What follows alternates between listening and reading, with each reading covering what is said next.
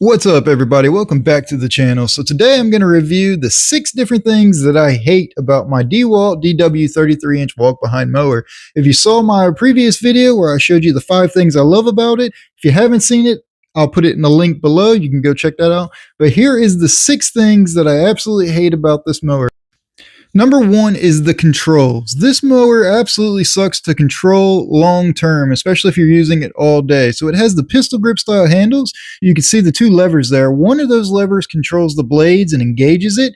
The other lever engages the drive system, and that's what causes it to go forward. Now, the cool thing is if you let go of the drive system, as long as the blades are engaged, it will continue to roll. So you don't always have to have it powered, but it does kind of suck to always have to grip that. And after a long day, I mowed 22 yards a week on the side with these controls. After a long day, it does cause cramps in your hands, especially with the way you have to grip it. The other thing I don't like is the throttle right there. You can see the choke is all the way up, and as soon as you've got it started, it's already full throttle. I don't necessarily like going full throttle on cold engines. I like to let them warm up a little bit. So I don't like the fact that the choke is at full throttle and then you have to throttle it back.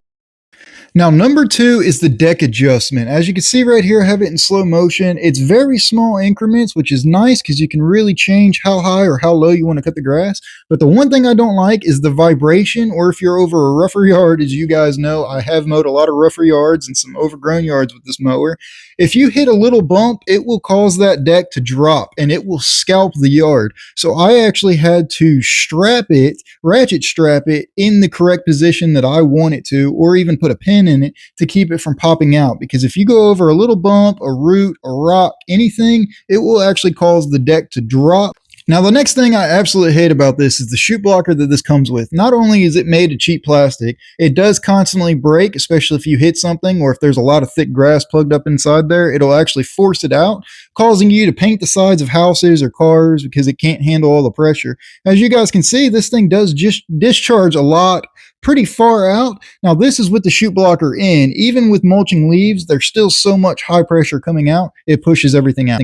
Now, the next thing I absolutely hate is the gear shifting, or the gears itself. So one thing I don't like is first gear is really slow. It's good for going up ramps into the bed of trucks or steep hills just like this.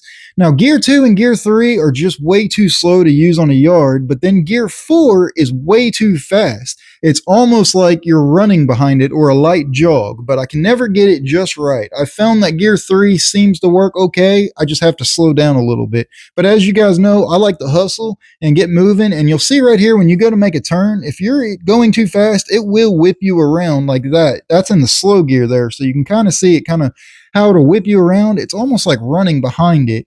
It does kind of bother me. You can never get it geared just right or put it in the right gear for me.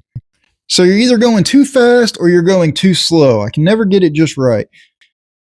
Now, the other thing I hate is the reverse gear on it. The reverse gear is almost pointless. Not only is it kind of hard to get into reverse, it's also very slow. I found that it's better off just putting it in neutral and pulling it back yourself. Or I found that if you leave the blades engaged, but you're not actively pushing the move forward lever or the gearing lever, it'll actually roll backwards better than the reverse gear does. So it does get really hard to get in reverse.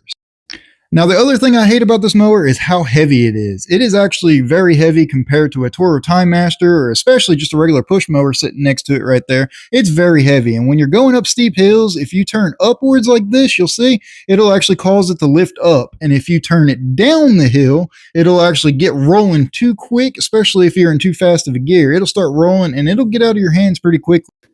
Now, finally, the last thing I hate about this mower is I can never get these rear tires to hold air. It seems like they're always going low or always going flat. I've had to change a few of the tires before, and I've had to plug holes in it, and I've also had problems where they come off the bead. Doesn't matter what tire pressure I run at. I've tried running higher pressure. I've tried running lower pressure. I just can't seem to hold air in it. Even with slime in it, one of these tires is always low by the end of the week. Now, it does make for good traction going up steep hills and everything, but flat tires and mowing does not go well together. You'll end up scalping yard.